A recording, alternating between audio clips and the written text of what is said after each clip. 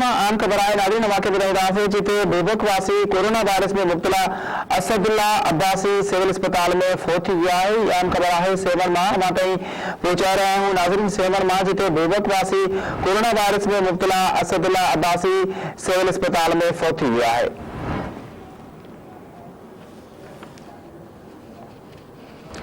आम खबर अवां ताईं पहुचाए रहिया आहियूं नाज़रीन कोरोना वायरस के हवाले से जिते सेवन में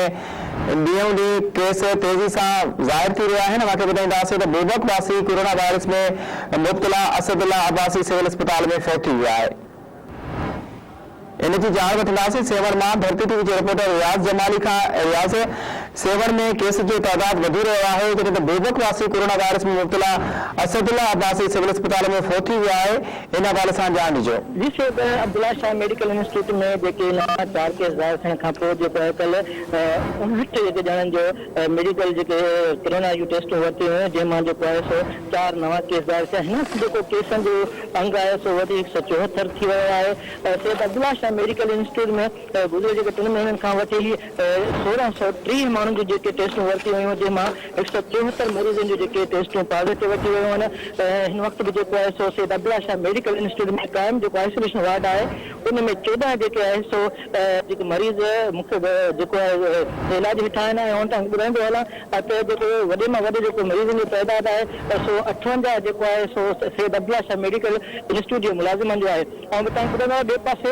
बोबक वासी मखदूम असदुल्ला अब्बासी जेको असिस्टेंट कमिश्नर हुयो उनखे 2 ॾींहं अॻु हैदराबाद जे सिविल अस्पताल में दाख़िल कयो वियो जिते खेनि जो कोरोना जेको ज़ाहिर थियो आहे राति जेको देरि सां फोत थी वियो आहे। अॼु जेको आहे सो उनजो जेको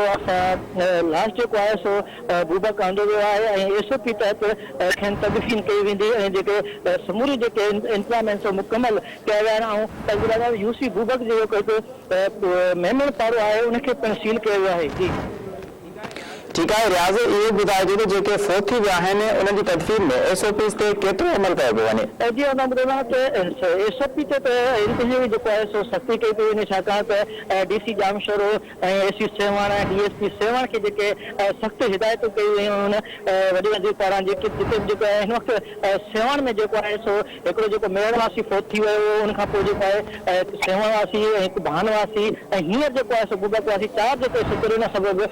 फोतगियूं थियूं आहिनि ऐं उन चइन जी जेका आहे सा तदफ़ीन जेका सा SOP तहत कई वई आहे। पर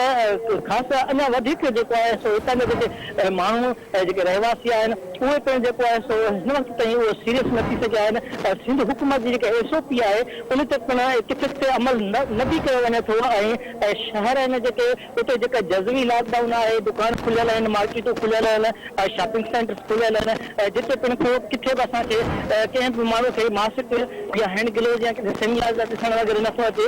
उते जेको आहे सो उते माण्हुनि जी फी आहे दुकाननि ते जंहिंजे करे पिणु जेको आहे सो जेको ॾींहों ॾींहुं जेको केसनि में पिणु इज़ाफ़ो थी रहियो आहे। डॉक्टरनि जो चवणो आहे त कलंदर लालशाबाद जो जेको जॻह आहे उहो गुज़िरियल 3 महीननि खां बंदि आहे पर हिते जेको आहे ॿियनि सूबनि ॿियनि शहरनि जा जेके माण्हू आहिनि उन्हनि जो जेको आमद रफ़्त रोज़ आहे ऐं ट्रांसपोर्ट जे हवाले मां तव्हांखे ॿुधाईंदो हलां त कलंदर जी जेका नगरी आहे उते जेको मेन स्टॉप आहे इंडस हाईवे उते जेको आहे ॿियनि शहरनि जूं जेके गाॾियूं हलंदा थियूं उते जेके कंहिं बि गाॾी में असांखे कंहिं वैन में कंहिं बस में असांखे किथे बि SOP ॾिसण में नथी अचे। उते जेको आहे सो माण्हुनि खे जीअं पहिरें माण्हू खयो वेंदो सचियो वेंदो ईअं अंदरि गाॾी में माण्हुनि खे सचियो थो वञे किथे बि का SOP ॾिसण में नथी अचे। ठीक है रियाज़ हुसैन जमाली जान जन जे लाइ वॾी महिरबानी। आम ख़बर अवां ताईं पहुचाए रहिया आहियूं नाज़रीन सेवन मां अवां खे ॿुधाईंदासीं त सेवन में बोबक वासी कोरोना वायरस में मुब्तला असदुल्ला अब्बासी सिविल अस्पताल में फोत थी विया आहे।